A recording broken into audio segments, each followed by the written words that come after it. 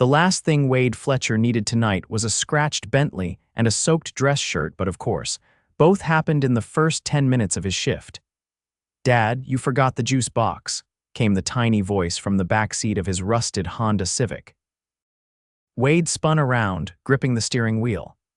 "I'll bring it back after my shift, buddy. Be good for Mrs. Penley, all right." Jace, his 6-year-old son, gave him a sleepy nod from the booster seat. "Promise?" "Promise," Wade said, kissing the crown of his head before helping him out and walking him toward the babysitter waiting by her stoop. He jogged back to the Civic, changed into his valet blazer in the parking lot, and sprinted toward the entrance of the Fairmont Grand, one of the richest hotels in downtown Chicago. Tonight was the Whitmore Foundation Gala. Celebs, tech tycoons, hedge fund royalty. He'd be lucky if someone didn't toss him their keys without making eye contact. "Fletcher, you're late," his supervisor barked, "only by 3 minutes. 3 minutes is a lifetime to people who pay $20,000 a plate." Wade fell into line, breath fogging in the cold air. One by one, luxury cars rolled up, Lamborghinis, Phantoms.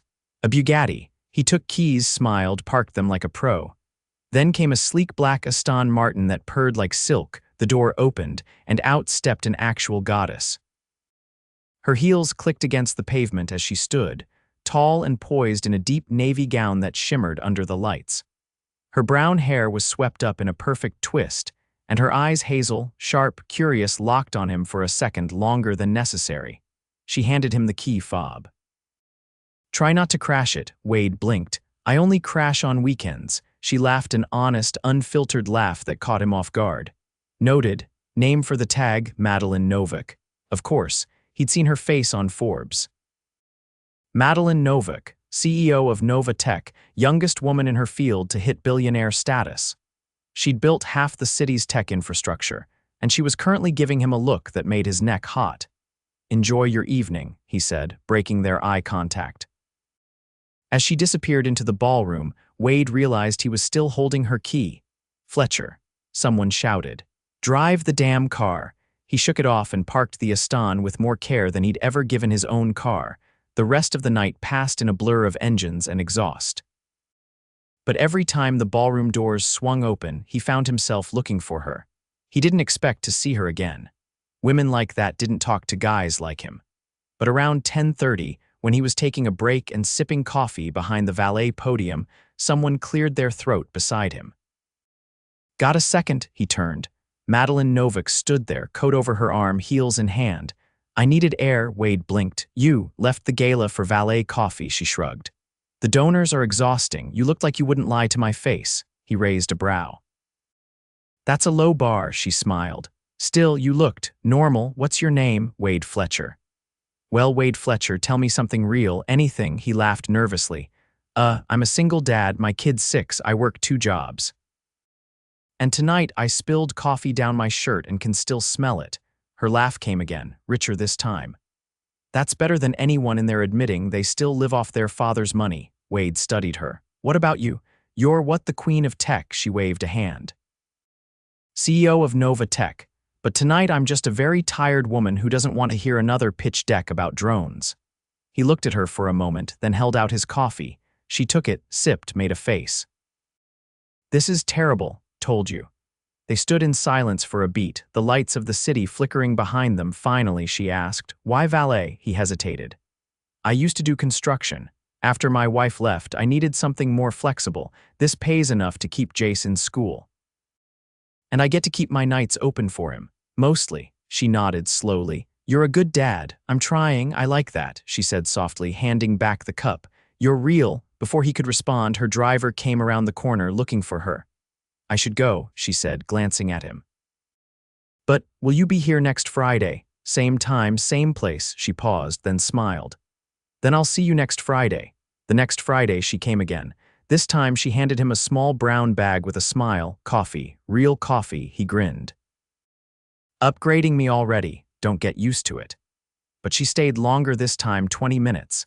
They talked about Jace, her company, the ridiculousness of galas. She never looked down on him, never once made him feel small. Week after week she came. She never stayed the whole gala anymore. She'd sneak out early just to talk to him. By the sixth Friday, Wade wasn't pretending anymore. He wanted to see her. Waiting for her car to roll up made his heart race. But that night, she didn't come. He tried to shake it off, but the silence gnawed at him. Then the next morning, while walking Jace in the park, a limo pulled up next to the playground. Wade's chest tightened. Madeleine stepped out, dressed in jeans and a coat, her face uncertain. "I missed last night," she said, walking up slowly. "Work emergency." "I figured," he said. She looked at Jace, who was on the monkey bars. "That him?" Jace say hi. Jace waved. "Hi," she crouched. "Hi, Jace, I'm Madeleine. You look like a princess," he said. Madeleine grinned. "That's the goal." Wade watched them, unsure what this was. She stood and faced him. "I was going to wait, but I'm not great at waiting," he frowned. "Wait for what? I like you, Wade. And not just because you make terrible coffee jokes. I like how you talk about your son, how you see people. I haven't liked anyone in a long time." His heart thudded. "I'm just a valet," he said quietly. "You're a good man," she said. "That beats any title I've ever seen." Then, without overthinking it, she leaned in and kissed him right there in the middle of the park, and everything changed. Wade stood at the sink, sleeves rolled up, elbow deep in dishwater. The apartment was quiet except for the low hum of the old fridge and the occasional clink of plates. Jace had finally fallen asleep in the bedroom, curled up with his stuffed dinosaur and a blanket full of holes. He stared out the narrow window above the sink. The city lights blinked faintly in the distance, but his thoughts were elsewhere on the way Madeleine had looked at him in the park, like she saw something no one else had bothered to notice. A knock broke through the silence. He wiped his hands on a towel and checked the clock just after 9. Probably Mrs. Penley with another bag of hand-me-downs, but when he opened the door, it was her. Madeleine stood there with a small cardboard box in her hands, her cheeks flushed from the cold.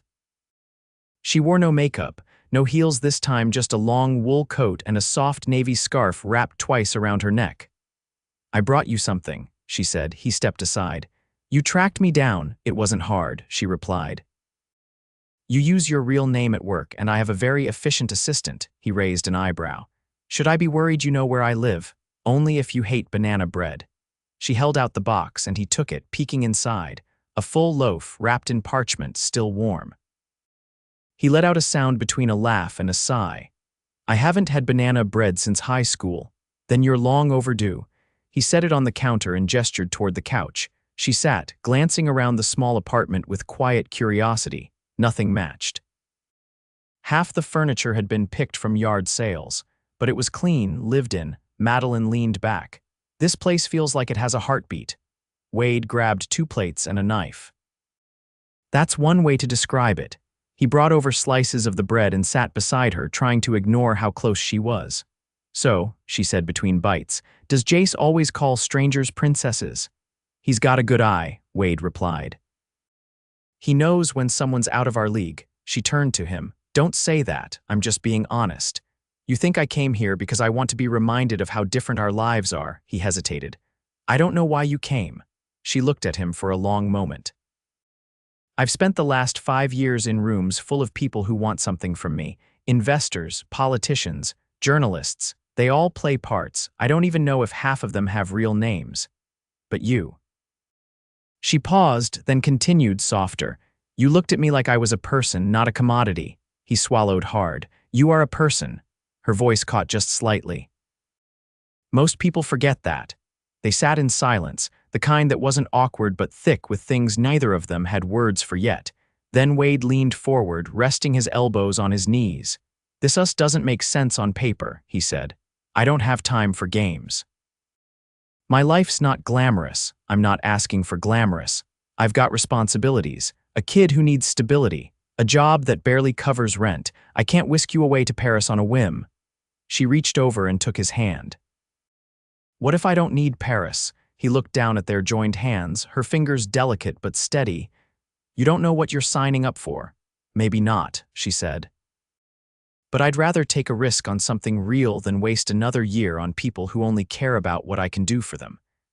He didn't have an answer for that, not one that could be said out loud without unraveling everything he'd spent years trying to hold together. But he didn't pull away either. A rustling came from the hallway. "Dad." Jace's voice was groggy. Wade stood immediately. Hey, bud, what are you doing up? Jace padded into the living room, rubbing his eyes. I heard talking. Madeleine gave him a gentle smile. You're supposed to be in bed, young man, he blinked at her. Are you staying for pancakes? Wade laughed. It's 9 at night, Jace. I like pancakes better at night. Let's get you back to bed, Wade said, lifting him up. Madeleine stood. I should go. You don't have to, I know, she said, but I want to do this right. I'll call you tomorrow. You don't have my number. I will by morning. She leaned in and kissed his cheek, whispered goodnight to Jace, and slipped out the door. The next day, her assistant called the valet stand. There's a reservation under Fletcher at the Blue Orchid, she said. 7 o'clock, Miss Novak insists. Wade almost said no. His work shift ended at 6, barely enough time to run home and change, but curiosity tugged harder than practicality. That evening, he stood in front of the mirror in his one good button-down shirt and a tie he hadn't worn in years. Mrs. Penley agreed to watch Jace for the night, even packed a backpack full of books and snacks like he was going on a cross-country trip. When he arrived at the restaurant, the hostess's eyes widened slightly at the name. Right this way, Mr. Fletcher. The Blue Orchid wasn't just upscale, it was another world. Every table had a private curtain, the floors were polished to a mirror shine, and a string quartet played in the corner. Madeleine was already seated, wearing a midnight blue dress, simple, elegant, nothing like the ones from the galas. She stood when he approached, her eyes lighting up. You clean up well. You look. He trailed off. I don't even have a word, she laughed, and for a second they weren't valet and CEO, just a man and a woman trying to figure out what this was. Dinner was surreal. She ordered for them like she'd done it 1,000 times. He tried things he couldn't pronounce. They drank wine older than Jace. And when the check came, he reached for his wallet purely out of habit. Madeleine touched his hand. Let me. I can cover my half. I know you can, she said, but tonight I want to do something for you. He met her gaze. There was no pity in her eyes, only sincerity. All right, he said. Just this once. Deal. Outside, the valet brought around a car Wade didn't recognize. It was new, sleek, the kind of car that looked like it didn't belong on regular streets. She turned to him. Let me give you a ride. He hesitated. I don't bite, Madeleine added. He smiled. I'm starting to believe that. As they pulled away from the curb, she reached over and laced their fingers together again. And for the first time in a long while, Wade didn't feel like he was falling behind. He felt like he was catching up. Wade stood frozen in the middle of the penthouse's marble foyer, his boots feeling wildly out of place on the polished black stone beneath them. He wasn't sure what he expected when Madeleine invited him and Jace for brunch, but it hadn't been this. Not the 20-foot ceilings, not the glass walls overlooking the river, and definitely not the indoor koi pond nestled under a sculptural staircase. Dad, Jace whispered beside him, wide-eyed. Is this a hotel? Madeleine appeared from the hallway barefoot and holding a tray with orange juice and croissants, her hair loosely curled and falling over one shoulder. It's just home, but I do have a few extra pillows. She set the tray down on the low table and crouched in front of Jace. You like pancakes, right? Only if they come with whipped cream, he said. I've got triple. Jace gave her a solemn nod of approval before wandering off toward a bookshelf taller than him. Wade watched him go, then turned to her quietly. You didn't have to do all this. I didn't do it for you, she teased. I did it for your son. He deserves pancakes that come with whipped cream and a view. He ran a hand through his hair. You've got a koi pond, Madeleine. I didn't even know people actually had those outside of museums. Well, she said, heading toward the open kitchen, you do now. He followed her, watching as she poured batter onto a gleaming steel griddle that looked like it cost more than his car. So this is your real life. She glanced at him over her shoulder. Does it make you uncomfortable? He hesitated. No, just surreal. I get that, she said softly. You're not the first person to walk in here and wonder if they accidentally entered a Bond villain's lair. He gave a short laugh. I was thinking more along the lines of an art gallery that decided to start serving breakfast. Madeleine flipped the pancake effortlessly. Every piece in here. I picked it myself, not one decorator. I like knowing the stories behind the things I live with. So what's the story with the 6-foot giraffe sculpture in the corner? She glanced at it. That one. I bought it on impulse after a meeting in Cape Town. I was so furious with an investor that I walked out, bought the first ridiculous thing I saw, and had it shipped here just to remind myself that I never needed his money. Wade leaned against the counter. You buy a giraffe, I buy coffee. That's why we work, she said with a little grin. He nodded toward the hallway. You sure Jace is okay wandering? He's fine. The security system will lock any doors he's not allowed to open. He's currently reading about the solar system. You don't even have kids and you've got space books. I grew up obsessed with astronomy. Still am, really. I keep them around to remind myself how small we all are compared to the universe. He studied her for a moment. You don't talk like most people I meet. That's because I stopped caring what most people think 2 years ago, she said, sliding the pancakes onto a plate. Want to know what changed? He nodded. I got pneumonia. Bad enough that I ended up in the hospital for 9 days, and not one single person who worked under me even knew. Everything kept running without me. And when I got out, I realized that if the company could survive without me, but I couldn't survive without stepping away. Something had to shift. Wade's expression softened. So you started making pancakes.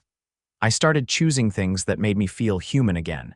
They brought the food out to the living room, where Jace had curled up with a book almost as big as his chest. They sat on oversized cushions and ate together while sunlight poured through the windows. For a moment, it felt impossibly normal.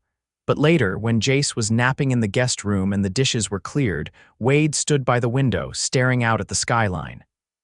I need to tell you something, he said. Madeleine came to stand beside him. Okay, I've been offered a foreman position at a construction site in Evanston. Better pay, regular hours, health coverage, she blinked. That's amazing. Why do you sound like it's a bad thing? It starts Monday, and I'd have to leave the valet job, which means I won't see you on Fridays anymore. Her face didn't change much, but her eyes flickered with something unreadable. You think I only see you because of the valet stand. I don't know what we are when we're not in that in-between. She stepped in front of him, her voice steady. Wade, I'm not showing up for the suits and the gala lights. I'm showing up for you. This job is a good thing, and I won't let you feel guilty for taking it. I don't want to mess this up. Then don't, she said. Take the job, let things change. We'll adapt. He exhaled slowly, then reached for her hand. Okay, but I'm still not getting used to triple whipped cream.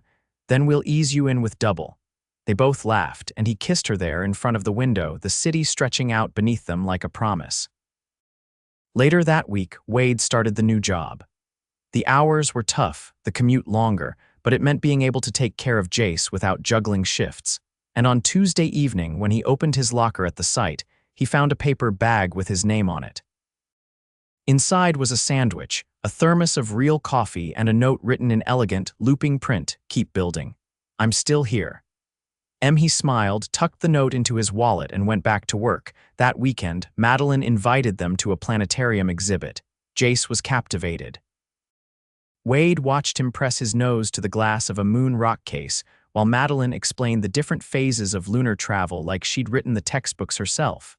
Afterward, they walked along the lake, Madeleine holding Jace's hand while Wade held hers. It didn't feel like something new. It felt like something inevitable. As the wind picked up and clouds rolled in, they ducked into a quiet cafe. I've been thinking, she said, once they were seated and Jace was happily stirring sugar into his hot chocolate. I want you two to come with me to Paris. Just for a week, Wade's brows rose. Paris? I have a keynote next month, but I don't want to go alone, and I want to show Jace the Eiffel Tower. He looked between her and his son. That's a big trip. So is taking a chance on someone, she said, voice low. I'm not asking for forever. I'm just asking you to say yes once. Wade leaned back, heart pounding, the weight of the moment heavy but thrilling. He looked at her, then at Jace, and then he said, okay. Let's see Paris. The wind off the Seine carried the scent of blooming linden trees and fresh pastry as Wade crossed the cobblestone courtyard, Jace's hand in his.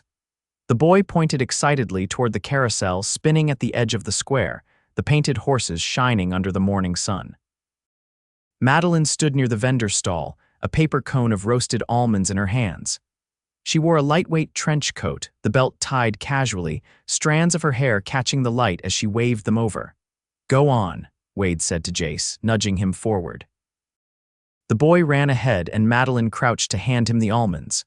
"Only a few," she warned, "or you'll be bouncing off the Eiffel Tower." Jace giggled and took a handful before dashing toward the ride. Wade joined her, his eyes on the boy as the carousel music drifted across the plaza. "He hasn't stopped smiling since we landed.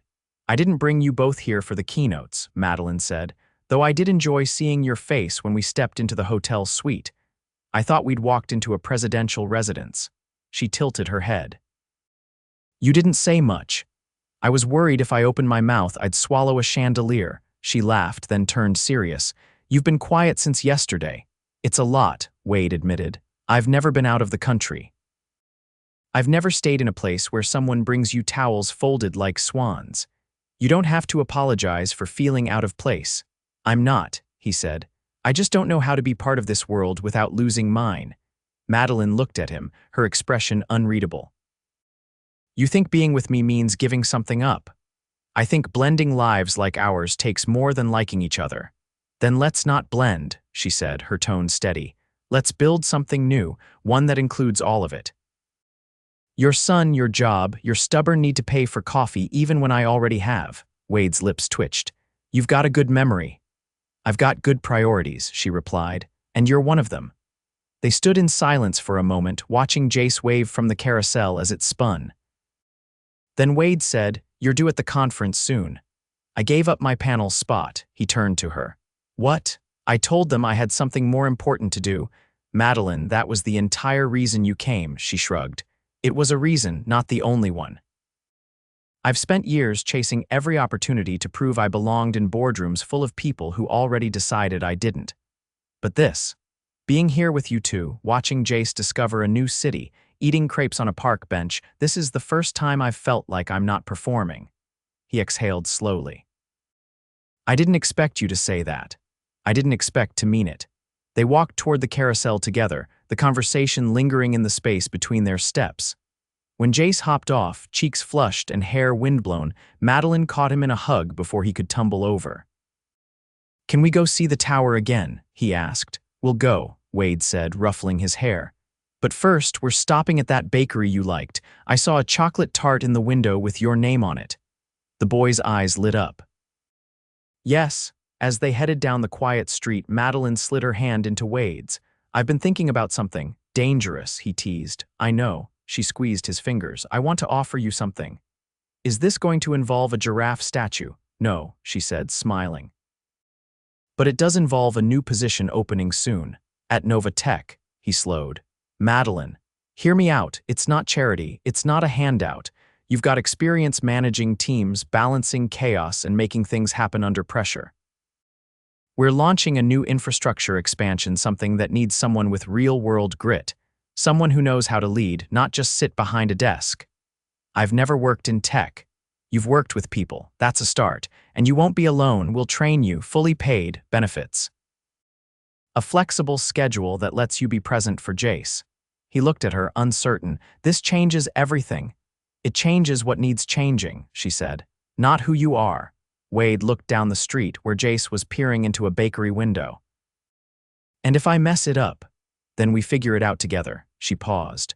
"I'm not asking you to take the job for me. I'm asking you to see yourself the way I do." He was quiet for a long time, then reached into his coat pocket, pulling out the folded paper she'd once left in his locker. He'd kept it with him every day since creased, worn, but still legible. "Keep building. I'm still here."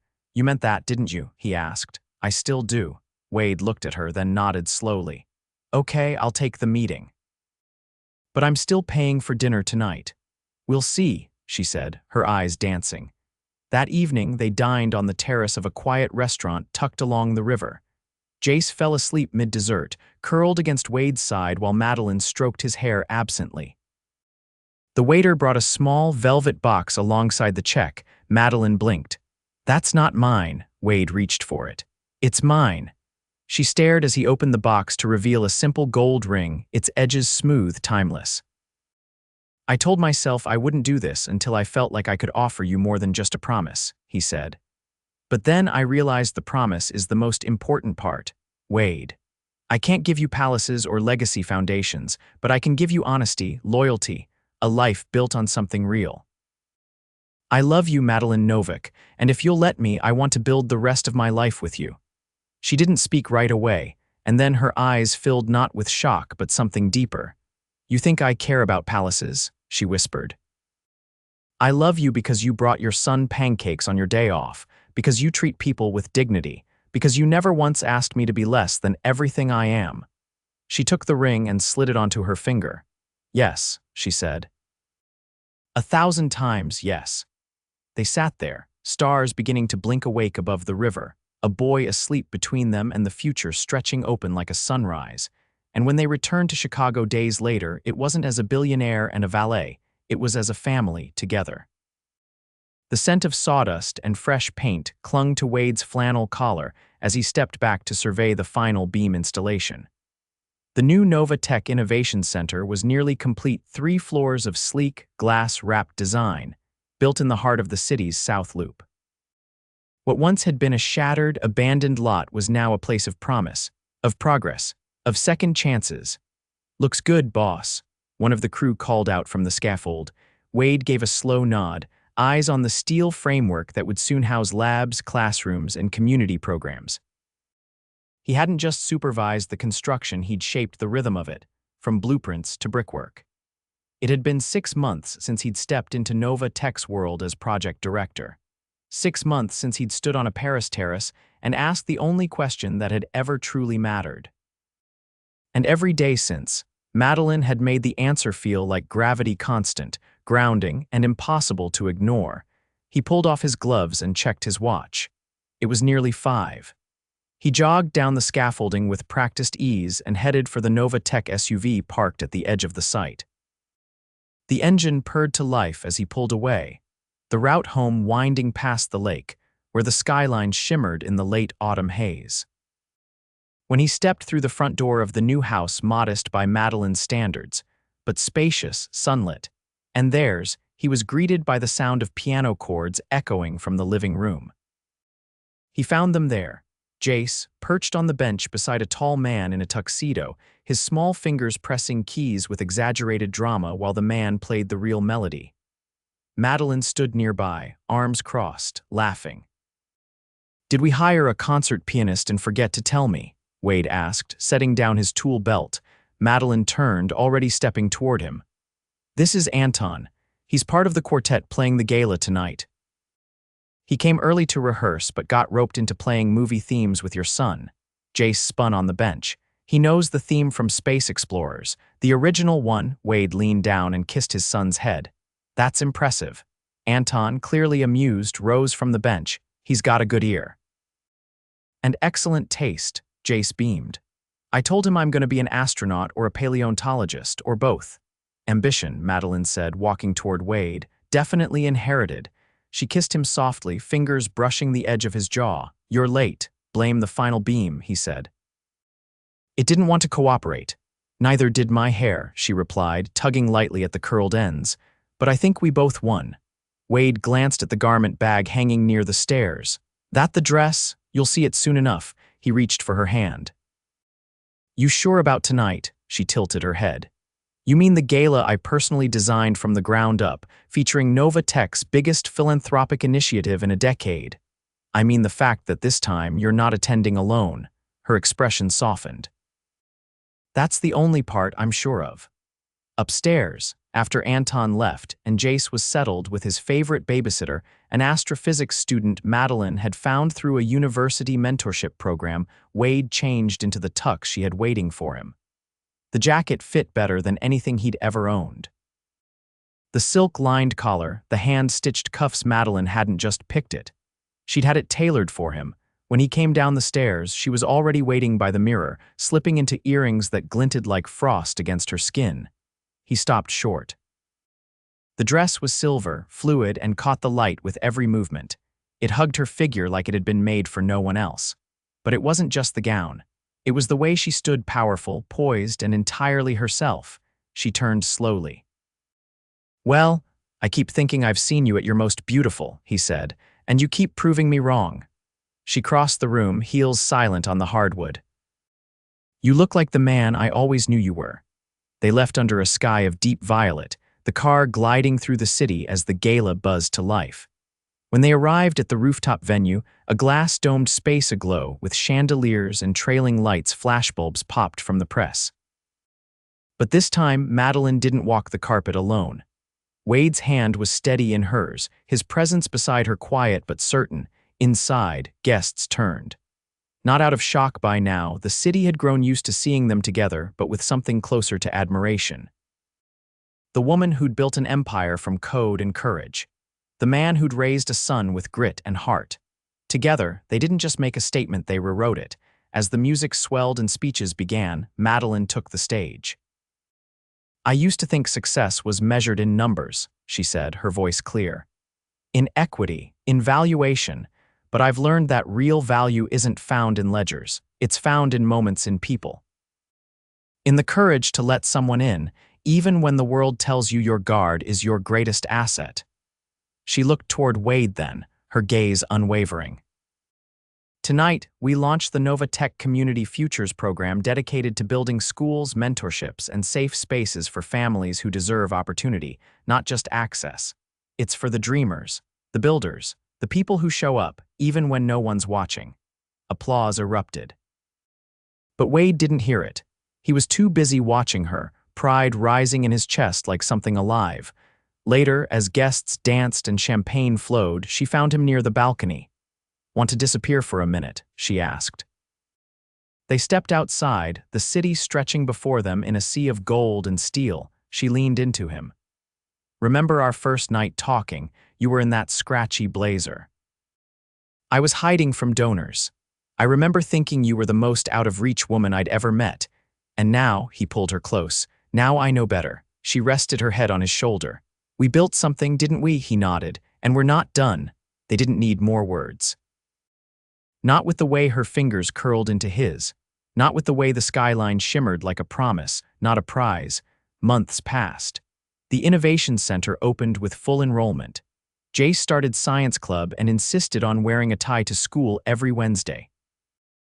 Wade took on a new project, building sustainable housing in underfunded neighborhoods with a team that respected him not for who he knew, but for what he did. Madeleine slowed down. Not in ambition, but in pace. She took mornings off. She learned to make waffles that didn't involve a private chef. She read bedtime stories with voices for every character. One Sunday morning, as sunlight spilled through the kitchen, Jace tugged at Wade's sleeve. "Are you marrying her?" Wade looked down, startled. "What makes you ask that?" "She already loves you," Jace said. "And I think you love her too." "So it's the next part." Madeleine stepped into the room then, barefoot, holding 2 mugs. Wade took one, kissed her cheek, then turned to his son. "Yeah," he said, "it's the next part."